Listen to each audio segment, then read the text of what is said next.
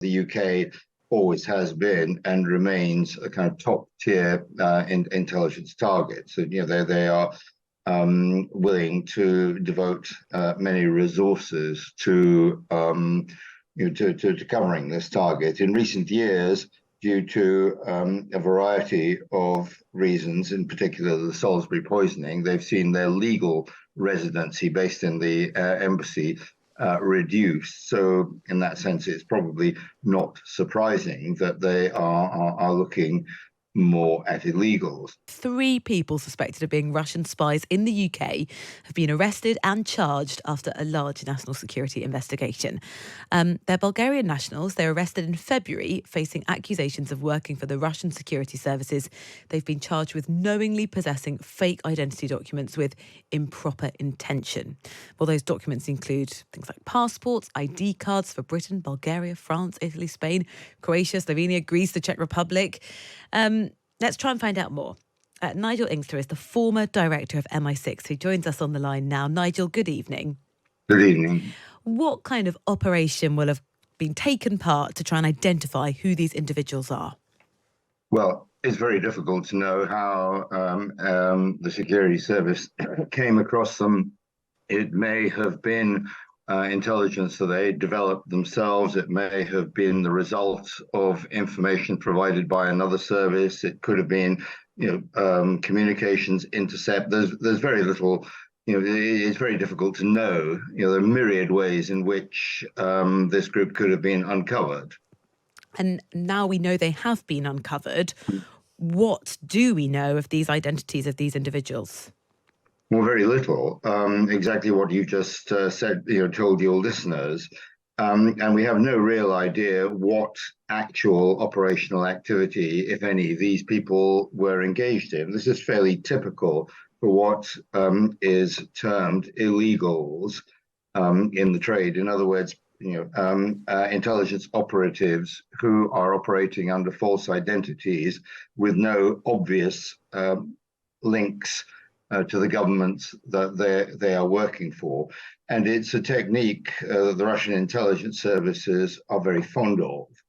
It's not something that Western intelligence services do so much because these things are costly and complicated to organize, and the outcomes are very uncertain. You can have an illegal in place for many, many years without ever producing intelligence.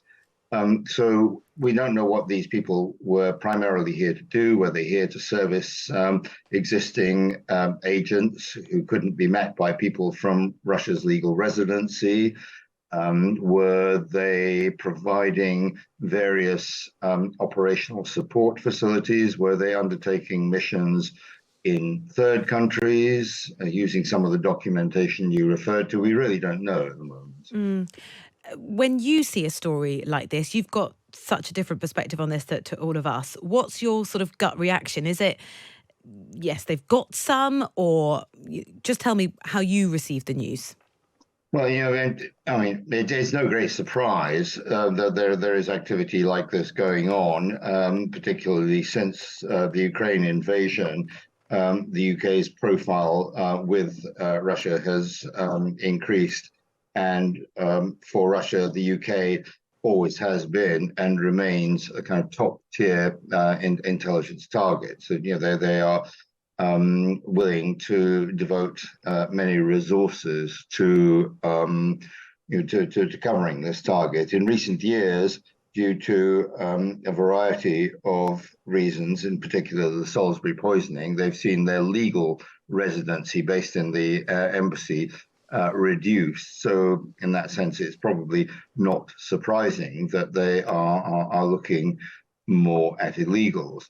And I think for me, the real impact of this is to remind us that we in this country and other liberal democracies have had a bit of a holiday from geopolitics for the last 40 years, and that's come to an end. And we're now having to deal with the reality of states who, while they may not formally say so, essentially consider themselves in a state of conflict, if not war, with us. And this is going on round the clock. We've not really been calibrated to deal with this. Our intelligence and security operation latterly has been focused on threats from non-state actors, non-state armed groups, and there have been many fewer resources to focus on the activities of hostile states. But that now is having to change, and I can only see that becoming more intensified in the coming years. In this specific case, what kind of ideas do you have about what happens to these individuals now? Mhm. Well, it's interesting, the charges which have been brought against them. There doesn't seem to have been any suggestion that they were actually in receipt of classified UK material. It's mainly about having documents that were, clearly for malign purposes. I don't know what the evidence is. And notoriously, it's been very difficult in recent years to secure convictions under the Official Secrets Act, essentially, unless you get a confession out of people, or, and that's quite unlikely, catch them, so to speak, in flagrante. It's quite hard to do that. So I don't know what's going to happen. I suspect that when this does come to trial, if the evidence holds up, there will be prison sentences.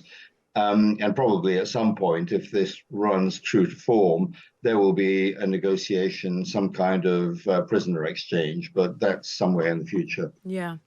Of course, after the start of the Russian invasion of Ukraine, many of suspected Russian spies were expelled. Mhm. Does that mean that potentially the Kremlin are using riskier tactics to try and plant new sleeper agents?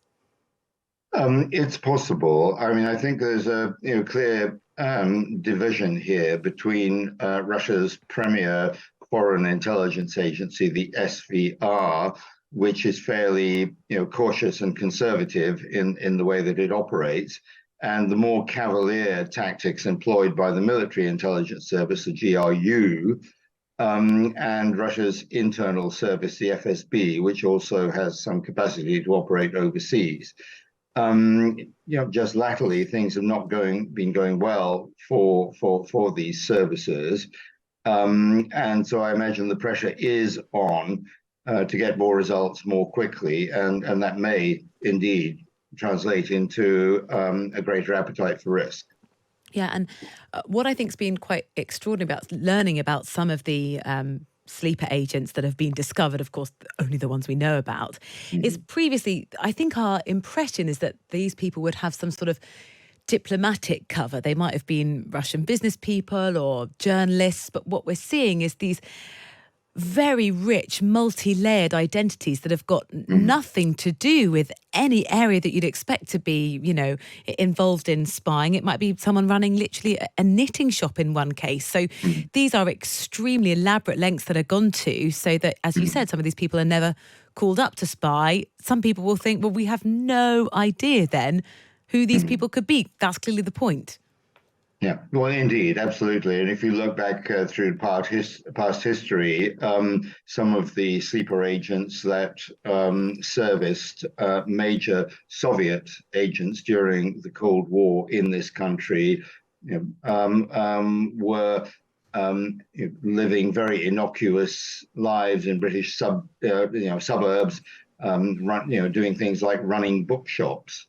So these operations from the Russian perspective are the product of prolonged planning, and as I mentioned earlier, a readiness to accept high outlays and potentially low returns. But of course, these agents, the illegals, come into their own when there is a major case that can't be handled by a legal residency because the people working in it are too likely to be under surveillance. So at that point, the investment can be returned many times over.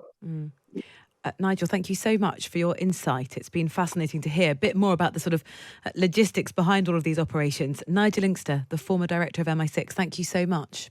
Thank you.